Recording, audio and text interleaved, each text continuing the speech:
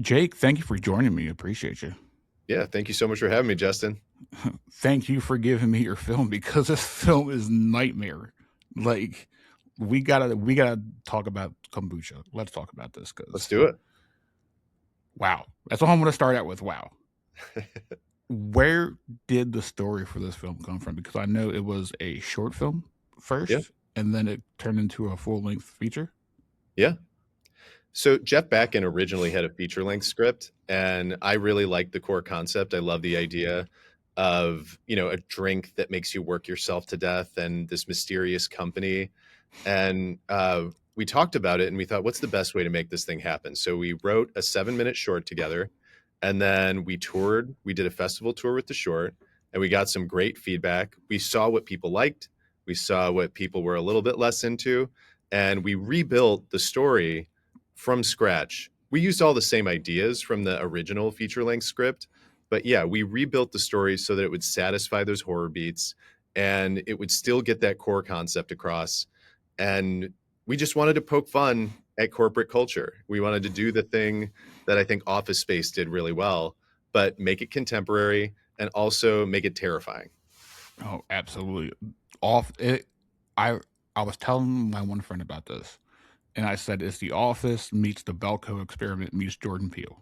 Like that is the best description I can talk about this film because the casting, whoever casted for this film deserves an award because everybody was to Luke to what was her name, Kelsey? Kelsey, Kelsey. yeah, yeah. Oh my God, everybody deserves an award. They're so good. Everyone at some point was a comedian in Chicago. Terrence, who played Luke, is still here, and to me, he's one of the best leading man actors that you can hire in Chicago. He does so much homework. He makes sure that he has this consistent emotional response from scene to scene. And I think that's really hard considering how bizarre and wild and out there this film is.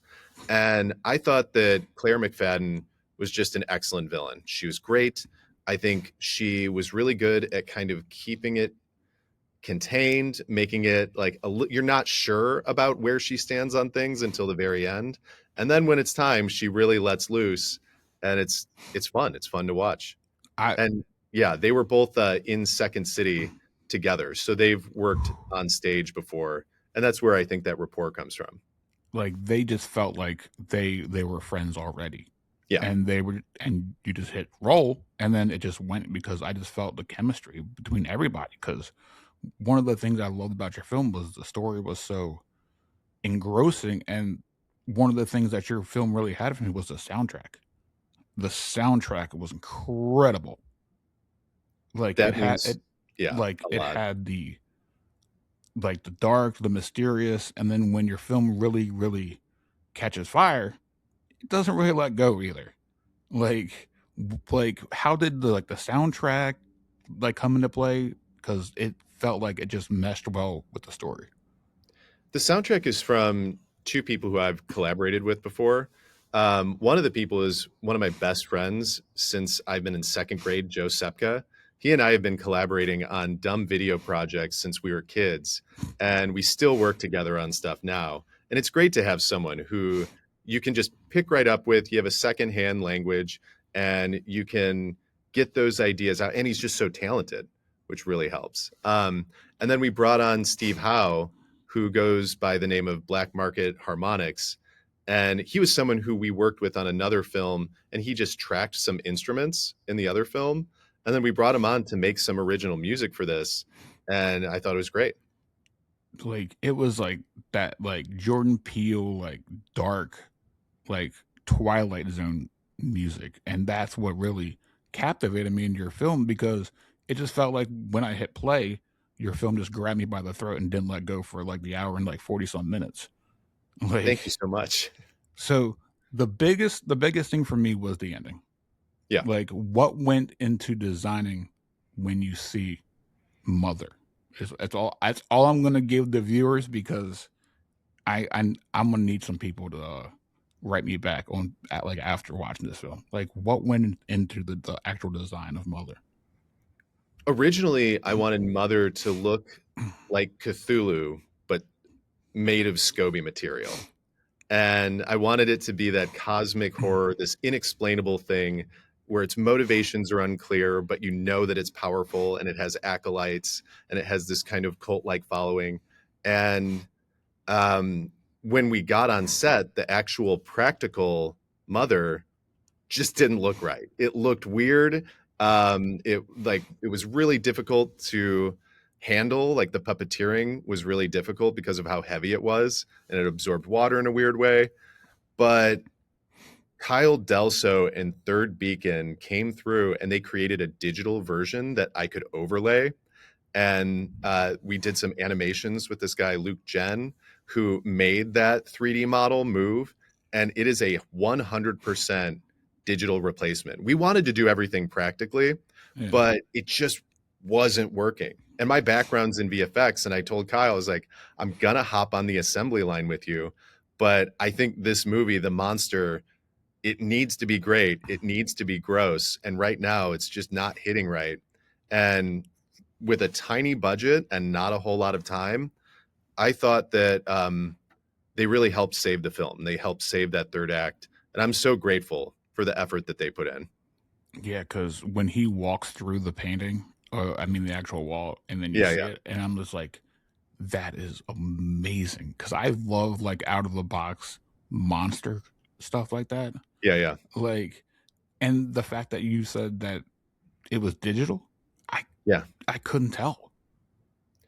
Well, there's a practical actor there. The pool is practical, like the actual pool where Mother's sitting is Yeah, practical, but the actual movement of the monster, yep, that's all digital.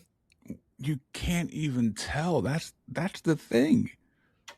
That's huge. I'm so people have asked. They're like, "Oh, wow, that practical monster had to be really expensive." And I thought, "Yeah, there's no universe where we could afford that much silicon to make a monster that That big." I mean, that would be like $30,000 of silicon and easy. not we don't have money for that. That is absolutely wild. Because now I'm gonna go back and watch it again tonight and be like, "There's no way that has to be a real monster." Like even my wife said that doesn't look fake to me. I'm like, I don't think it is. And she goes, well, you need to find Yeah. it because she even had questions about it. Yeah. So It's do you wanna know, like, it's Blender, Nuke sure, Blender to make the model and texture everything, Nuke to do the animation, and then After Effects to composite everything together. And that was it. Just those 3 programs, and that was how we got wow. Mother in the movie. Because oh my, now I'm just baffled because I swore that was actually a thing, but That's I was great. wrong. Yeah. Well, you got me. Job well done. I mean, the best editing is editing that's invisible, right? That's true. Yeah. So we were talking off air for a little bit, and what I've been telling people about your film is it has to be a your film has to be on the level of Get Out to me. That's a very nice thing to say. Get Out is, in my mind, one of the best horror films ever made. I think it's one of my favorite films ever made. I think it's something where it has this relatable hook that Jordan Peele talks about. He says everyone can relate to the fear of meeting your significant other's parents for the first time. It's Yeah. something that everyone can relate to. And I just wanted to press on that anxiety. And what I wanted to do with Kombucha was I wanted to talk about the fear of becoming financially destitute because you keep pursuing your creative passions. I wanted to talk about the fear of starting a new job. Starting a new job is just scary. You Oh yeah. don't know where you stand. You don't know your value. You don't know your role yet. And it makes you really impressionable. And I also wanted to talk about the fear of being replaced or being replaceable. And I think that's something that unfortunately, in this time of like mass layoffs and burnout, a lot of people can relate to. Oh, absolutely. And I think that's one of the things that really engrossed me in the film because it's something that people probably deal with on a daily basis in their lives and whatnot. Yeah. Like even like from start to finish, I think your film needs to get awards for this because I think for one, I didn't see a trailer of your film. I heard about your film was word of mouth. You need to check this film out. I'm like, okay. So I check it out. I think your film is going to be on top of my list for the end of this year because you guys deserve it. All the hard work and whatnot needs to be talked about. I love thank you so much. That's so kind, that's so generous, I really appreciate it. Making a movie is hard, and when people say things like that, yeah, put some gas in the tank to make another one. Um, I love that there was word of mouth. That's something that I have been hearing independently too, that people are talking about this movie, and it's really hard to get that word of mouth, especially when you're doing everything outside of the studio system. So, yeah, hats off to everyone in the horror community who has been talking about it. The influencer community has been huge and super supportive. And yeah, it means the world. It's the only way that people will actually see movies like Kombucha. Like, when was the last time somebody told somebody about a film that didn't really use the internet? Like, Right. everything is on the internet nowadays. Like, the last time I heard about a film, word of mouth, was Terrifier. That was before like the horror community actually existed on the internet because because this was during COVID and whatnot, and now Right. we're actually getting back to pre-COVID days now. Well, So that's it's awesome.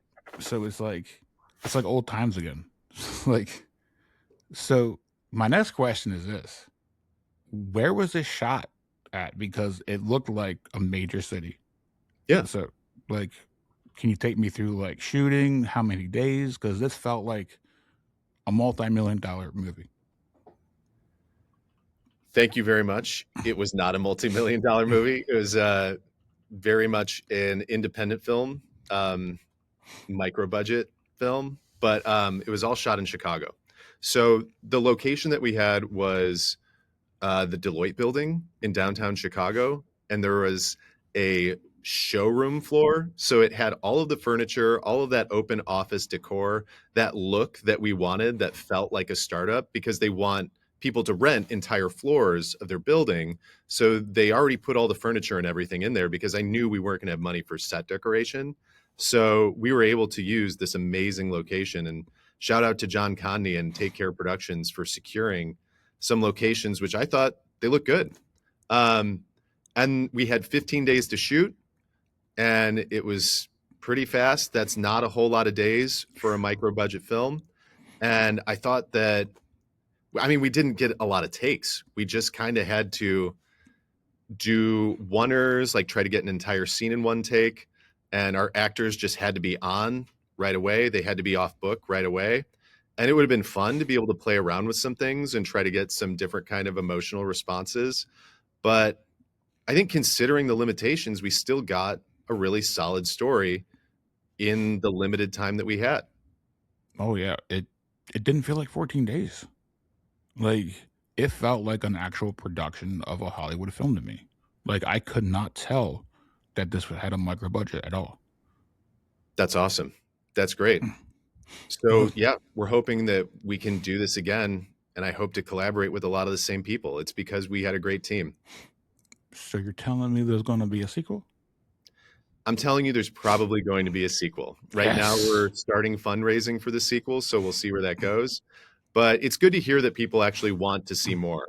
I've been talking with Jeff about ways to make the second one even bigger, more gross, more exciting from wall to wall.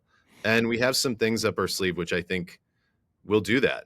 Like we're hoping to do what Terrifier did, right? Oh, Terrifier 1 was a proof of concept. Like they showed that they could do it. They had this really interesting idea and this really charismatic antagonist, right?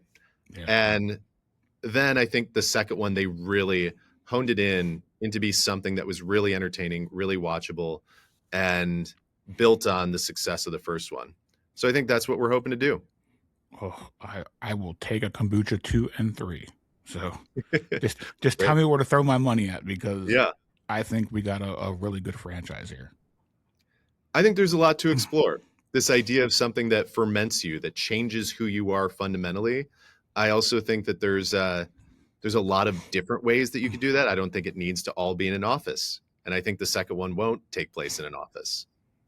uh, just everybody watching how this film ends is going to be like, okay, now we're going to cook with the second one because it's going to be bigger and better, as people say.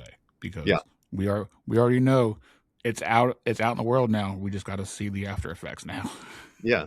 People like the gnarly stuff, and I think it's okay for us to lean into it.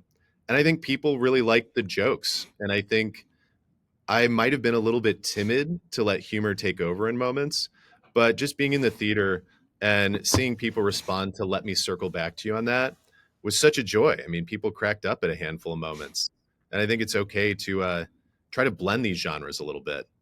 Oh, absolutely. When the new Luke is learning how to speak, Yeah, it had me dying. yeah, And he just kept saying, "Let me circle back to that for you." I was like, yeah. that is hilarious. It So was a did funny you moment on set because people weren't sure what kind of movie that we were making, and then after we filmed that scene, they're like, "Oh, we're making this kind of movie, alright." this kind of movie? Yeah, yeah.